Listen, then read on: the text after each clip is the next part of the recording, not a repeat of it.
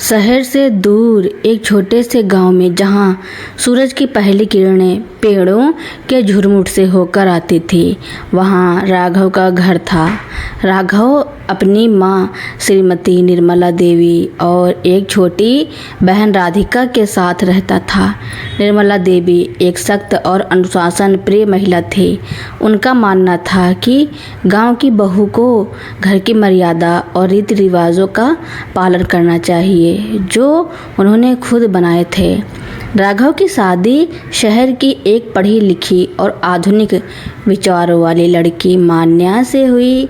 मान्या को ये सब रीति रिवाज पहले दिन से ही अजीब लगे। शादी के बाद जब मान्या ससुराल आई तो उसका गृह प्रवेश ढोल नगाड़ों के साथ हुआ। राधिका और राघव के दोस्त मिलकर खूब नाच रहे थे। मान्या को लगा कि यह घर बहुत आधुनिक और खुला विचारों वाला होगा, लेकिन उसकी यह धारणा जल्द ही टूट गई। शादी के तीसरे दिन जब घर के सभी मेहमान जा चुके थे, तब निर्मला देवी ने मान्या को अपने पास बुलाया। मान्या, तुम अब इस घर की बहू हो। हमारे कुछ नियम हैं जिन्हें तुम्हें मानना होगा। निर्मला देवी ने गंभीर स्वर में कहा। जी अम्मा जी, मान्या ने कहा। जब घर में हम सब बड़े बैठे हों तो तुम राघव से बात नहीं कर सकती। तुम्हें हमेशा पल्लू रखकर ही रहना होगा और अकेले में कभी भी राघव के साथ कमरे में मत रहना। इससे राधिका पर बुरा असर पड़ेगा। मान्या हैरान थी। उसे समझ नहीं आ रहा था कि वह क्या कहे। राघव ने भी अपनी माँ को समझाने की कोशिश की, लेकिन निर्मला देवी अपनी बात पर अड़ी रहीं। तो चुप रह राघव, मैंने यह सब तुम्हारे भले के लिए किया है। बहू और बेटे को दूर रखना ही परिवार की मर्यादा है। निर्मला देवी ने राघव को डांटा। राघव की नौकरी शहर में थी, लेकिन वह रोज गांव से आना जाना करता था।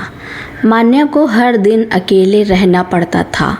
वह अपनी सास के नियमों से थक चुकी थी। वह चाहती थी कि राघव के साथ थोड़ी देर बात करे, लेकिन निर्मला देवी हमेशा उन दोनों के बीच आ जाती थी। कुछ महीने बीत गए। राघव भी अपनी माँ के व्यवहार से परेशान हो चुका था। वह मान्या से कहता, बस कुछ और दिन मान्या, मैं कोई तरीका निकालूंगा। एक दिन राघव ने मान्या को एक योजना बताई। उसने कहा कि वह अगले दिन दफ्तर में ज़्यादा काम होने का बहाना बनाकर शहर में रुक जाएगा। अगले दिन राघव ने अपनी माँ को फ़ोन करके बताया, माँ, मुझे आज दफ्तर में रुकना पड़ेगा, बहुत ज़्यादा काम है। निर्मला देवी ने कहा, कोई बात नहीं बेटा, अपना ख्याल रखना। राघव के जाने के बाद मान्या अकेली पड़ गई। उसे राघव की बहुत याद आ रही थी। रात में जब सब सो गए तो मान्या ने अपनी योजना पर काम करना शुरू किया। उसने निर्मला जी के कमरे का दरवाज़ा खटखटाया। निर्मला देवी ने दरवाज़ा खोला। मान्या को देखकर वह हैरान हो गई। मान्या, इस समय तुम यहाँ क्या कर रही हो? बहू को अपने कमरे से बाहर नहीं निकलना चाहिए। मान्या ने रोते हुए कहा, अम्मा जी, आपने मेरी ज़िंदगी बर्बाद कर दी। क्या हुआ? क्या बकवास कर रही हो? निर्मला देवी ने घबरा कर पूछा। राघव ने मुझे तलाक का नोटिस भेजा है, मान्या ने कहा और अपने फ़ोन पर एक स्क्रीनशॉट दिखाया। वह एक फर्जी नोटिस था जिसे राघव ने जानबूझकर बनाया था। निर्मला देवी के होश उड़ गए। उन्होंने फ़ोन लिया और नोटिस को ध्यान से पढ़ा। निर्मला देवी ने राघव को तुरंत फ़ोन लगाया, लेकिन उसने फ़ोन नहीं उठाया। अम्मा जी, आपने कहा था कि बहू सिर्फ घर के लिए है, लेकिन क्या आपने कभी यह सोचा कि मेरे दिल में क्या है? आपने हमें कभी साथ रहने ही नहीं दिया। शायद राघव भी थक गया था, मान्या ने रोते हुए कहा। निर्मला देवी रोने लगी। उन्होंने तुरंत प्रभात जी से बात की और अगले दिन सुबह शहर जाने का फैसला किया। अगले दिन निर्मला देवी और मान्या शहर पहुँचे। उन्होंने राघव के दफ्तर में हंगामा खड़ा कर दिया। क्या हुआ बेटा, तुमने मान्या को तलाक का नोटिस क्यों भेजा? निर्मला देवी ने पूछा। राघव ने शांत भाव से कहा, माँ, आपने कभी हमें एक दूसरे से मिलने ही नहीं दिया। आपने तो मेरे लिए पत्नी नहीं, खुद के लिए बहू लाई हैं। राघव के इस जवाब पर निर्मला देवी को अपनी गलती का एहसास हुआ। उन्होंने मान्या से माफ़ी मांगी और कहा, मुझे माफ़ कर दो बेटा, मैं अपने बनाए नियमों में इतना खो गई थी कि मैंने तुम्हारे रिश्ते की अहमियत ही नहीं समझी। राघव ने हंसते हुए कहा, माँ, कोई तलाक नहीं हो रहा है। यह सब मान्या की योजना थी ताकि आप यहाँ आए और सच्चाई को समझे। निर्मला देवी हैरान थी। मान्या ने अपनी मुस्कान से उन्हें सब कुछ समझा दिया। उस दिन निर्मला देवी ने अपने सारे नियम तोड़ दिए। उन्होंने मान्या को गले से लगाया और कहा, सचमुच बहू सिर्फ घर की मर्यादा नहीं होती, वह घर का प्यार होती है। उस दिन के बाद निर्मला देवी ने मान्या को अपनी बेटे की तरह स्वीकार किया। उन्होंने समझा कि रिश्ते मर्यादाओं से नहीं बल्कि प्यार और विश्वास से चलते हैं। राघव और मान्या की शादी की असलियत जानकर अम्मा जी बहुत शर्मिंदा हुई। उन्होंने मान्या को गले लगाया और उनसे माफ़ी मांगी। निर्मला देवी ने मान्या से कहा, बेटा, मैंने तुम्हें कभी बहू नहीं, हमेशा पराया समझा। मुझे माफ़ कर दो। मैं अपनी सोच और नियमों में इतनी उलझ गई थी कि तुम्हारे और राघव के बीच में मैंने दीवार खड़ी कर दी थी। आज मुझे अपनी गलती का एहसास हुआ है। मान्या ने प्यार से कहा, अम्मा जी, माफ़ी मत मांगिए। आपने जो किया वह प्यार में किया। आप राघव को सुरक्षित रखना चाहती थी, बस आपका तरीका थोड़ा अलग था। निर्मला देवी की आंखों में आंसू थे। उन्होंने मान्या से कहा, तुमने मुझे एक नई सीख दी है। रिश्ते नियमों से नहीं, प्यार से चलते हैं। निर्मला देवी ने अगले ही दिन राघव और मान्या को अपने साथ घर वापस चलने को कहा। रास्ते में वे तीनों आपस में बातें करते रहे और हंसी मजाक करते रहे। घर पहुंचने पर निर्मला देवी ने पूरे परिवार के सामने अपनी गलती स्वीकार की और सबसे कहा, आज से घर के सारे पुराने नियम खत्म। मान्या अब इस घर की बहू नहीं बल्कि मेरी बेटी है।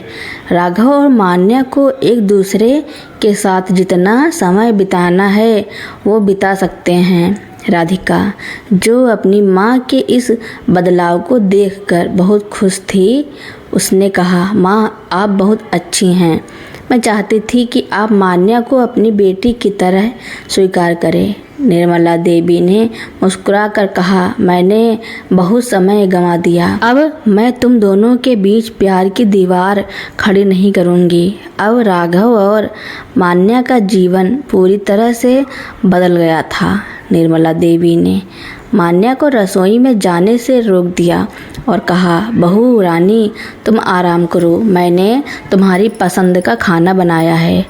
निर्मला देवी ने मान्या को गले लगाया और कहा, तुम्हें जब भी लगे कि तुम कुछ कहना चाहती हो तो बिना डरे कह सकती हो। अब से हम सब एक परिवार हैं। आज भी जब मान्या और राघव अपनी शादी की कहानी याद करते हैं तो वे हंसने लगते हैं। मान्या, राघव और निर्मला देवी का परिवार अब प्यार से भरा हुआ है, जहां हर कोई एक दूसरे का साथ देता है। निर्मला देवी ने जो माफ़ी मांगी थी वह सिर्फ शब्दों तक सीमित नहीं थी। उन्होंने सच में अपने दिल के दरवाजे खोल दिए थे। घर लौटकर सबसे पहले उन्होंने बहू, बेटा, राघव और मान्या के लिए एक छोटी सी पार्टी रखी। उन्होंने अपने सारे रिश्तेदारों और पड़ोसियों को बुलाया। पार्टी में निर्मला देवी ने सबके सामने कहा, आज तक मैंने इस घर को नियमों से चलाया, लेकिन आज से यह प्यार से चलेगा। मैंने मान्या को अपनी बहू नहीं बल्कि अपनी बेटी माना है। मैंने इनके रिश्ते में दीवारें खड़ी की, पर मान्या ने अपनी समझदारी से उन दीवारों को गिरा दिया। यह सुनकर सब हैरान रह गए। मान्या की आंखों में खुशी के आंसू आ गए। राघव ने अपनी माँ को गले लगाया।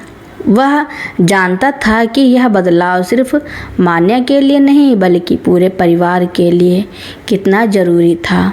यह सब देखकर राघव के पिता प्रभात जी भी बहुत खुश थे। वह हमेशा निर्मला देवी के कड़े नियमों से परेशान रहते थे, पर कुछ कह नहीं पाते थे। अब उन्होंने आगे बढ़कर कहा, बहू, तुम इस घर की लक्ष्मी हो। तुमने न सिर्फ हमारे बेटे का दिल जीता है बल्कि हमारी सोच को भी बदल दिया है। सच कहूँ तो हम सब भी इन पुराने रीति रिवाजों से थक चुके थे, पर कहने की हिम्मत नहीं थी। यह सुनकर मान्या को और भी हिम्मत मिली। अब वह सिर्फ एक बहू नहीं बल्कि इस घर की एक मजबूत और प्यारी सदस्य थी, जिसकी आवाज़ को अहमियत दी जाती थी। कुछ दिनों बाद मान्या और राघव ने मिलकर एक योजना बनाई। उन्होंने निर्मला देवी और प्रभात जी के साथ बैठकर बात की। मान्या ने कहा, अम्मा जी, मैं और राघव एक छोटा सा बिजनेस शुरू करना चाहते हैं। राघव को हमेशा से फोटोग्राफी का शौक़ रहा है और मुझे बेकिंग का। हम दोनों मिलकर एक कैफ़े खोलना चाहते हैं जहां लोग अच्छे खाने के साथ साथ राघव की खींची हुई तस्वीरें भी देख सकें। निर्मला देवी ने मुस्कुराकर कहा, यह तो बहुत अच्छी बात है। मैं भी तुम्हारी मदद करूंगी। मेरे हाथ की बनी चाय की तो सब तारीफ़ करते हैं। पूरा परिवार हंस पड़ा। वह सिर्फ एक बिजनेस प्लान नहीं था बल्कि एक नए, आधुनिक और प्यार भरे परिवार की नींव थी।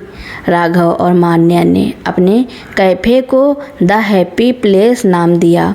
यह सिर्फ एक कैफ़े नहीं बल्कि उनके प्यार, मेहनत और परिवार के समर्थन का प्रतीक बन गया। निर्मला देवी ने अपनी पाक कला का उपयोग किया और उनकी बनाई हुई चाय और पकवानों का स्वाद लोगों को बहुत पसंद आया। कैफ़े की दीवारों पर राघव द्वारा खींची गई तस्वीरें लगी थी जो हर किसी को अपनी ओर आकर्षित करती थी। एक दिन एक पत्रकार द हैप्पी प्लेस के बारे में लिखने आया। उसने निर्मला देवी से पूछा, आंटी, आपने इतने अच्छे कैफ़े की शुरुआत कैसे की? निर्मला देवी ने मुस्कुराकर कहा, यह सिर्फ मेरी वजह से नहीं बल्कि मेरी बहू की वजह से है। मान्या इस घर की लक्ष्मी है। उसने हमें सिर्फ एक व्यवसाय ही नहीं दिया बल्कि हमारे परिवार को भी नया जीवन दिया है। एक दिन जब कैफ़े में बहुत भीड़ थी, एक बूढ़ा जोड़ा अंदर आया। वे शांत बैठे थे और कैफ़े की दीवारों पर लगी तस्वीरों को देख रहे थे। निर्मला देवी उनकी सेवा के लिए गई और उनसे पूछा, क्या आप कुछ लेना चाहेंगे? बूढ़े व्यक्ति ने मुस्कुराकर कहा, हमने आपके कैफ़े के बारे में बहुत सुना है और हम यहाँ इसलिए आए हैं क्योंकि हमें आपके परिवार से मिलना था। निर्मला देवी ने उनसे पूछा, आप कौन हैं? बूढ़े व्यक्ति ने जवाब दिया, मैं प्रभात जी का पुराना दोस्त हूँ और हम दोनों ने आपके बारे में बहुत सुना है। हम उस बहू से मिलना चाहते हैं जिसने एक परिवार को नया जीवन दिया। यह सुनकर मान्या, जो कि बगल में खड़ी थी, शर्मा गई। उसने आगे बढ़कर उन दोनों का अभिवादन किया। इस घटना के बाद निर्मला देवी ने मान्या को अपने कमरे में बुलाया और कहा, बहू, तुमने न सिर्फ हमारे परिवार को बदला बल्कि तुमने मुझे भी बदल दिया। आज से मैं अपनी पुरानी सोच को पूरी तरह से छोड़ती हूँ और तुम्हें इस घर का मालिक बनाती हूँ। यह सुनकर मान्या की आंखों में आंसू आ गए। वह जानती थी कि यह सिर्फ एक बयान नहीं था बल्कि एक नई शुरुआत थी। निर्मला देवी की बात सुनकर मान्या ने उन्हें गले लगा लिया। उस पल वह सिर्फ एक सास और बहू नहीं थी बल्कि एक माँ और बेटी थी। निर्मला देवी को लगा जैसे उनके सालों पुराने बोझ से उन्हें मुक्ति मिल गई हो। उन्होंने मान्या को अपने गले का हार देते हुए कहा, यह हार मेरे मायके से मुझे मिला था। आज तक मैंने इसे किसी को नहीं दिया, पर तुम इसकी असली हकदार हो। निर्मला देवी ने अपने इस बदलाव के बारे में सिर्फ परिवार को नहीं बल्कि पूरे गांव को बताया।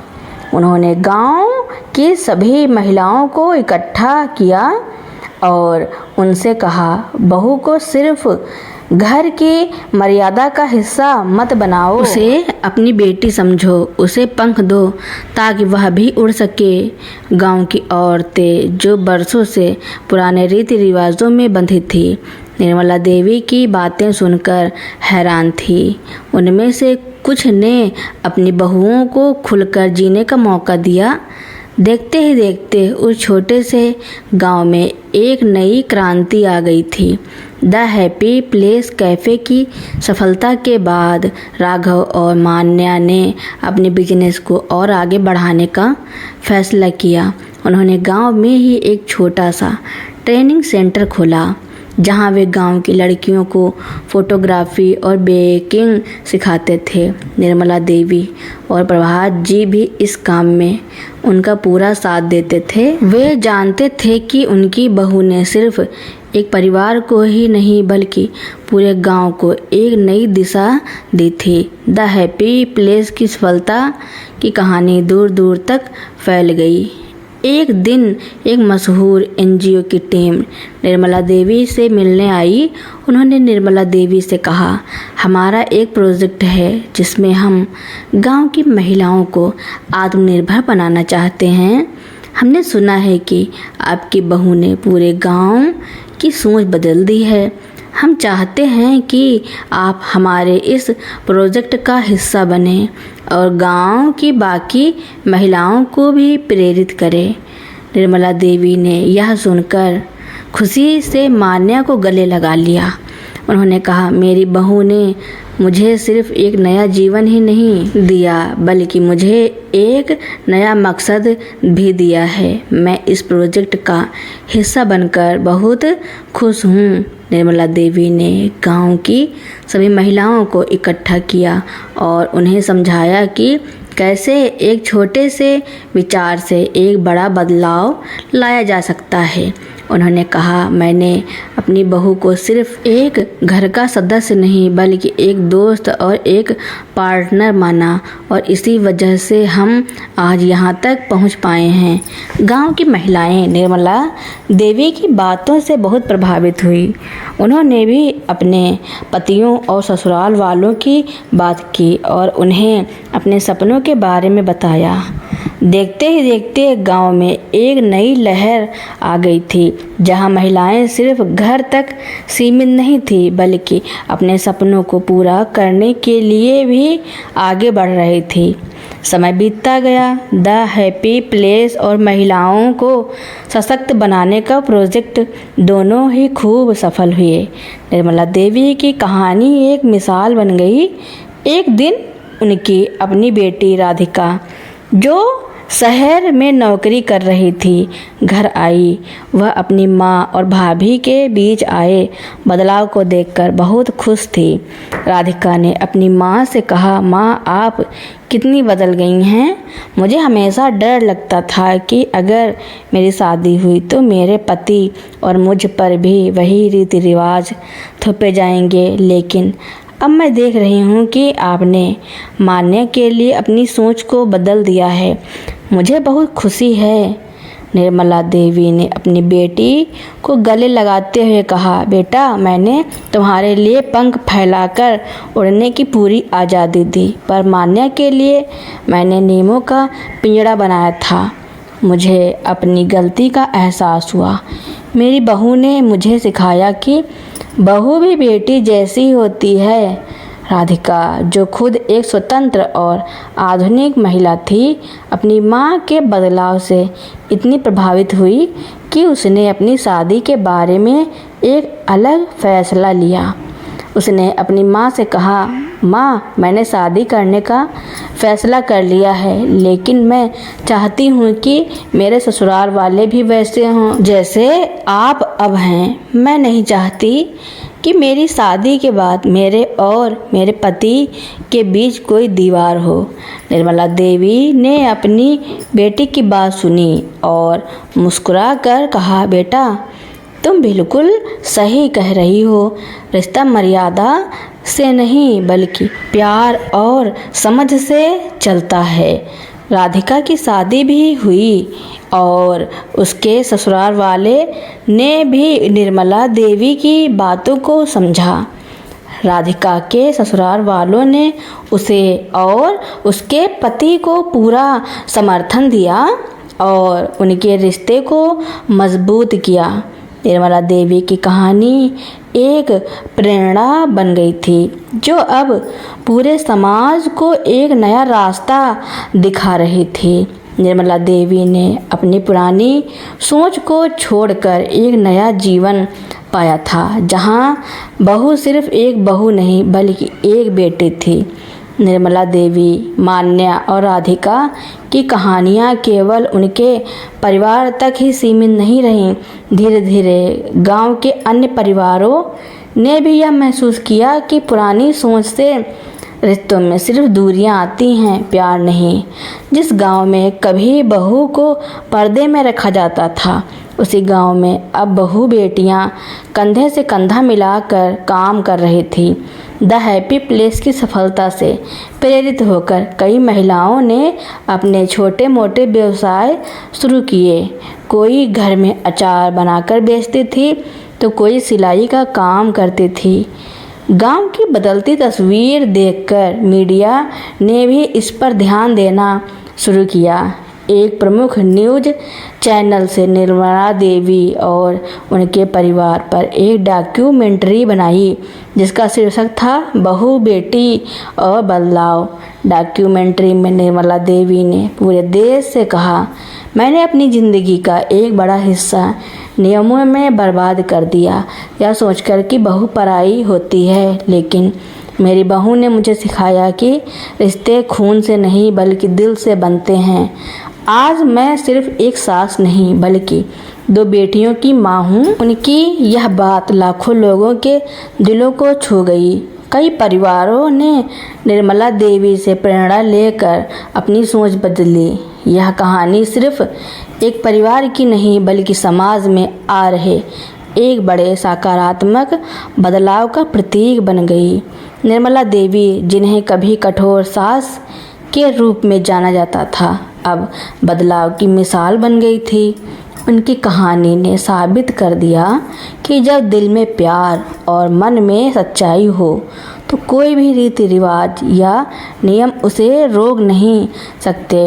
तो दोस्तों, निर्मला देवी के इस बदलाव के बारे में आपका क्या कहना है और यह कहानी आपको कैसी लगी, कमेंट में ज़रूर लिखना। मेरी कहानी सुनने के लिए आपका बहुत बहुत धन्यवाद। अगर आपको ऐसी ही कहानियाँ सुननी हो तो मेरे चैनल को लाइक, कमेंट, शेयर, सब्सक्राइब एवं बेल आइकन का बटन दबाना ना भूलना, ताकि मेरी नई नई कहानियाँ आप तक पहले ही पहुँचती रहें।